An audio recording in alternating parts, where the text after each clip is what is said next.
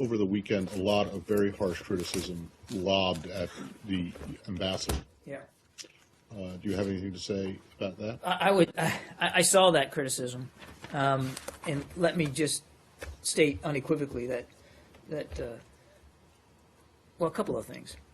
First of all, the president and the secretary have and have had the utmost faith, trust, and confidence in Ambassador Bass and the work that he's doing out there, and he has the full support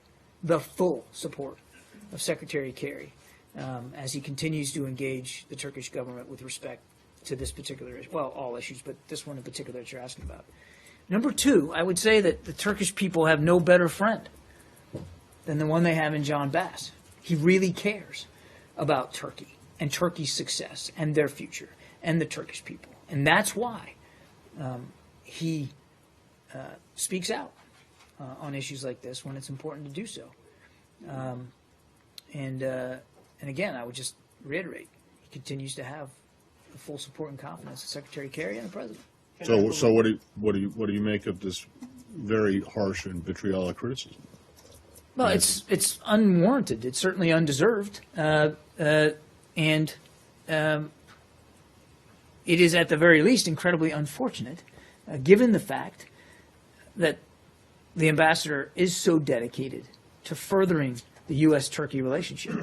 And I wasn't here on Friday, but did you speak then, when in talking about the seizure of the takeover of the newspaper, about what this tells you about the state of democracy in Turkey? Did you speak to that? You say that it still matters and you still care about it. Well, as I said, but do you see this as an erosion? I'm not ready to say that we've got some sort of trend analysis here, but really, has the trend talking about the trend. You see, Friday. I know. See, when I say "but," that means I have more to say in my sentence, and you just have to let me finish it. But we do continue to be concerned about these ongoing reports, and I mean, I'm obviously the trend is not in a positive direction in terms of press freedoms in Turkey, and that is worrisome, and that's why we continue to talk about this. One of the things you said on Friday was that the administrative takeover shouldn't lead to any newsroom changes. Obviously, an edition of Zaman has come out since then. You're very prominent on the front page. There's an old picture, but you're very young. Obviously, there has been a change in newsroom policy. So, the trend since your Friday, it's been downhill since then. Yeah, as I said, I mean, we are certainly worried about where things are going with respect to Are you also to worried that press freedoms Turkey is in not Turkey. paying any attention to your worries? I'm sorry? Are you also worried that Turkey is not paying attention to your worries? What I would... Yeah. That they're rejecting your worries. Well, clearly, they continue to make decisions, regardless of our pleas and the pleas of others in the international community. They continue to make decisions that are that contradict directly democratic principles that are enshrined in their own constitution, and press freedom is one of them.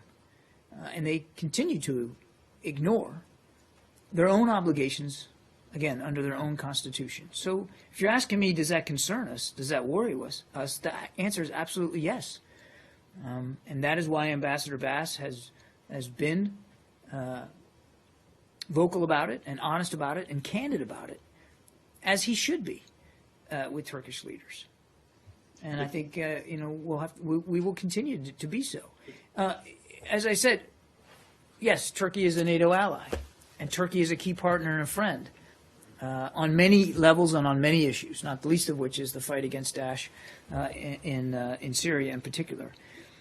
And we're not going to see eye to eye with them on everything. We clearly don't agree with the decisions that they've been making with respect to press freedoms. And we believe it's important, particularly with one's friends, to be able to state honestly and boldly our concerns. But with all friends, there's a point where the friendship's over. and an alliance of democracies is only an alliance of democracies. I don't think that's if the in. members I don't are- think that's in anybody's interest. Certainly not. It's is not it? in our interest. It's not in Turkey's interest, and that's not what we want to see as an outcome. What we want to see, what Ambassador Bass wants to see, is Turkey succeed and Turkey live up to those democratic principles.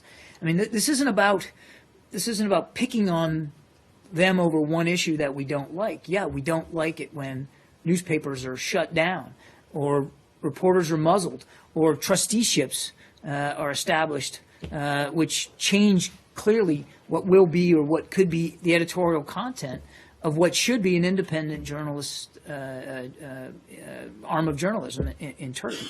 But that doesn't mean that it has to tear asunder an entire bilateral relationship, nor do we think it will. And though we absolutely don't agree with what's going on there with respect to press freedoms, we still are able and want to be able to continue to have conversations with the Turks, not just about this, but about a whole range of other issues. And you don't regard the latest in the long series of troubling attacks on the press, I may not have gotten the phrasing exactly right, but steps against the press that took place on Friday in the takeover of Zaman, as constituting an erosion of democracy in Turkey? Let me put it this way, Ashad. As I said, it is a trend that is going in the wrong direction. No doubt about that. I mean, how many times do I get up here and have to say the same thing about press freedoms in Turkey? So it's certainly not going in the right direction. But what I would say is the trend as it is now, the actions as they are being taken, are doing nothing to contribute to free democratic principles in Turkey. The same free democratic principles that, as I said before, are enshrined in their constitution. None of this is contributing to that goal. That does not Follow up on same issue. Thank you. First, would you, after a couple of days later, would you condemn this act of the government taking off the paper? And second, would you call on Turkish government to return the newspaper to the journalists? I said it last week. I'll say it again. We remain deeply troubled by the government's use of appointed trustees to shut down or interfere with the editorial operations of media outlets that are critical of the government. Court-ordered supervision of a media company's finances and operations should not prompt changes to the newsroom or editorial policy. And we call, as we've called on before, the Turkish government to ensure the full respect for due process and equal treatment under the law. In a democratic society, critical opinions should be encouraged, not silenced.